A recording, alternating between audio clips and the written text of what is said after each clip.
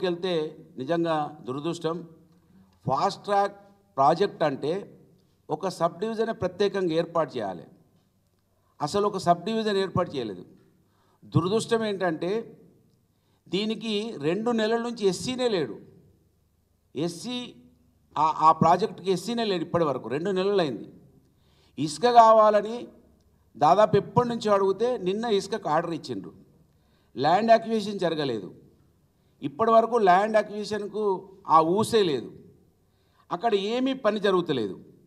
దీన్ని ఆ రోజు నేను ఎమ్మెల్యేగా ఉన్నప్పుడు పూర్తి ఫారెస్ట్ క్లియరెన్స్లు తీసుకొచ్చి ఇచ్చిన, ఎన్విరాన్మెంటల్ క్లియరెన్స్ తీసుకొచ్చి ఇచ్చినాం, సెంట్రల్ వాటర్ కమిషన్ నుంచి అన్ని పర్మిషన్లు తీసుకొచ్చి పెట్టినాం. కేసీఆర్ గారు 2వ టర్ములో పెద్ద కాళేశ్వరానికి మొదటి ప్రాధాన్యత ఇవ్వడం వలన ఇది కొంత వెనుక పడిపోయింది. నేను 2వసారి ఎమ్మెల్యేగా కూడా లేకపోవడం. ఇవాళ ఈ ప్రభుత్వం వచ్చినాక మంత్రి ఎమ్మెల్యే ప్రజలను 5 సార్లు మోసం చేసి గెలిచిండు. 5 సార్లు మోసం చేసి గెలిచిండు. ఇదే మంత్రి ఎమ్మెల్యే 420 హామీలు రాసిండు మేనిఫెస్టోలో. ఈ రాష్ట్రాన్ని మోసం చేయడానికి సిద్ధపడినటువంటి ఎమ్మెల్యేకు ఇవాళ ఇక్కడి నుంచి హైదరాబాద్ కేంద్రంగా సపోర్ట్ చేస్తూ ఉంటే అసలు ప్రజాస్వామ్యం ఎటుపోవాలి? ప్రజలకు తప్పుదో పట్టించేటువంటి పత్రికలు ఉండడం దురదృష్టకరం. నిజంగా 571 కోట్లు ఎవరు అడిగినరు? ఎవరిస్తా అన్నారు?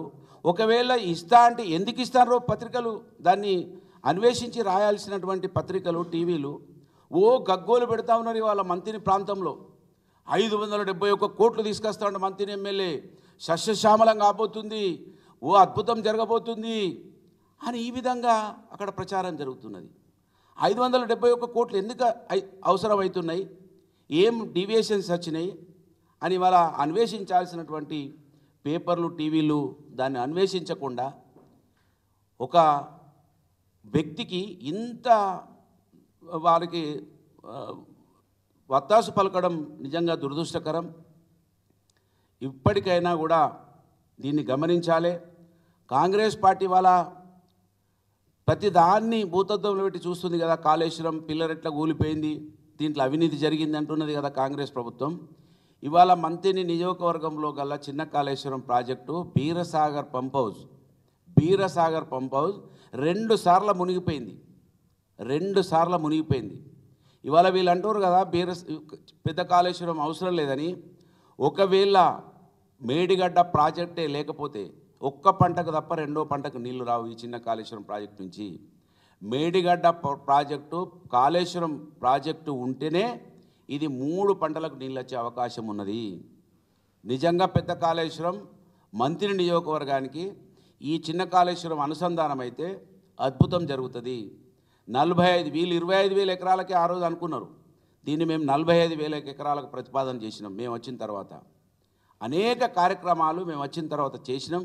మేము వచ్చే వరకు శిలాఫలకం వేసి మొబిలైజేషన్ అడ్వాన్స్ల కింద 100 కోట్ల రూపాయలు పైపులన్నీ రోడ్ల మీద వరిసి పైసలు తీసుకున్నారు తప్ప నయా పైసా పనిచేయలేదు. నేను దయచేసి ఇక్కడికి హైదరాబాద్ నుంచి ఒకటే విజ్ఞప్తి చేస్తున్నా. మోసకారి మంత్రి ఎమ్మెల్యే మంత్రి నియోజకవర్గ ప్రజలను 5 సార్లు మోసం చేసి గెలిచిండు. 420 హామీలు, 6 గ్యారెంటీలని ఇవాళ తెలంగాణ రాష్ట్ర ప్రజలను మోసం చేసేటువంటి వ్యక్తికి మీరు వత్తాసు పలకకండి. 571 కోట్లు తెస్తుండు అద్భుతమవుతుందని ఇవాళ మీ రాతలకు కారణమవుతుంది. మోసం జరుగుతుంది. 3 నెలలలో ఒక్క పని కూడా కాలేదు. ఉత్తమ్ కుమార్ రెడ్డి గారు జవాబు చెప్పాలి. అసలు ల్యాండు లేదు, శాండు లేదు. అక్కడ ఇంజనీర్లు అడిగితే 2 నెలలైంది ఇసుక కావాలని కలెక్టర్కు దరఖాస్తు పెడితే నిన్న ఇచ్చిండు. నిన్న ఇక్కడ హైదరాబాద్లో రివ్యూ అయిన తర్వాత కలెక్టర్ నిన్న ఇసుక అలాట్మెంట్ ఇచ్చిండు. ల్యాండ్ అయితే 1 ఎకరం కూడా జరగలేదు. ల్యాండ్ అక్విజిషన్ జరగలేదు. అక్కడ ఏం లేదు. అసలు ఓ ఏఈ లేడు, ఓ డిఈ లేడు. అంటే అన్ని వర్కులకు సంబంధించిన వాళ్ళు ఉన్నారు. ప్రత్యేకంగా ఫాస్ట్ ట్రాక్ ప్రాజెక్ట్ అంటే ప్రత్యేకంగా ఓ ఏఈ ఉండాలి, డిఈ ఉండాలి, ఈ ఉండాలి, సపరేట్ ఒక ఏజెన్సీ ఉండాలి. ఇవాళ ఎస్సీనే లేడు. దానికి ఒక 2 నెలల నుంచి ఎస్సీనే లేడు. ఇది ఫాస్ట్ ట్రాక్ అని చెప్పారు, మోసం చేస్తున్నారు, దగా చేస్తున్నారు, పట్టించుకుంటలేరు. ఇంత పెద్ద స్థాయిలో ఉన్నటువంటి మంత్రి ఎమ్మెల్యే 11 నెలలు అయిపోయింది. దాని మీద ఒక్క రివ్యూ లేదండి. అసలు నేను అడుగుతున్నా, ఇవాళ కనీసం ఆ సిఈ ఉంటాడు సుధాకర్ రెడ్డి గారు, సుధాకర్ రెడ్డి కూడా ఒక్కరోజు రివ్యూ పెట్టలేదు ఈ ఫాస్ట్ ట్రాక్ ప్రాజెక్టుకు.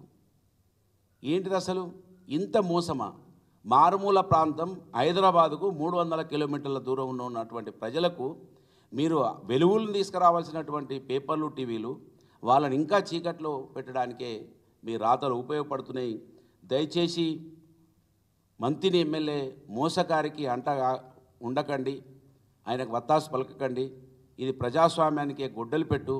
4వ స్తంభంగా ఉండాల్సినటువంటి పేపర్లు, టీవీలు ప్రజల పక్షాన ఉండాలి. అధికార పార్టీ ఏది చెప్తే అది రాసుడు, ఏది చెప్తే అది మాట్లాడు, ఇది మంచి పద్ధతి కాదని నేను విజ్ఞప్తి చేస్తున్నా. 571 కోట్లు మంజూరు ఇస్తారని మీరు ఏదైతే రాసిర్రో ఎందుకు ఇస్తారనేది మీరు వివరణ ఇవ్వాలి ప్రజలకు.